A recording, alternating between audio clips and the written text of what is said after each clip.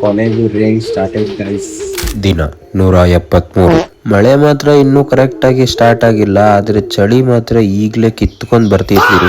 Actually ಮಳೆಗಾಲ ಮುಗಿದ್ಮೇಲೆ ಚಳಿಗಾಲ ಬರಬೇಕು. ಈ ಸತಿ ಮೊದ್ಲೇ ಚಳಿಗಾಲ ಬಂದು ಆಮೇಲೆ ಮಳೆಗಾಲ ಬರುತ್ತೆ ಅನ್ಸುತ್ತೆ. ನಮ್ದಕ್ಕೆ ರೊಟೀನ್ ನಲ್ಲಿ ಏನು ಚೇಂಜ್ ಇಲ್ಲ. ಬೆಳಗ್ಗೆ ಕಾಫಿಗಳು, ಆಮೇಲೆ ಜಿಮ್ಗಳು, ಆಮೇಲೆ ಕೆಲಸಗಳು. ನೆಕ್ಸ್ಟ್ 2 days ಮಂತ್ ಎಂಡು ಸ್ವಲ್ಪ ಬ್ಯುಸಿ ಇರ್ತೀನಿ. ಆಫೀಸ್ ಕ್ಲಿಪ್ಸ್ ನ ಅವಾಯ್ಡ್ ಮಾಡ್ತೀನಿ. ಕೊನೆಗೂ rain started guys. Long gap. ಇನ್ಮೇಲಾದ್ರೂ ಈ ಸ್ಟಾರ್ಟ್ ಆಗಿರೋ ಮಳೆ ನಿಂತು ಹೋಗ್ಲಾರ್ದಂಗೆ ಕರೆಕ್ಟ್ ಆಗಿ ಮಳೆ ಹೊಡೆದ್ರೆ ಸಾಕಾಗಿದ್ ಗುರು. ಮಳೆ ಬರ್ಲಿಲ್ಲ ಅಂದ್ರೆ ಬೇಸಿಗೆಗಾಲಲ್ಲಿ ಏನ್ರಿ ಕುಡಿಯೋದು?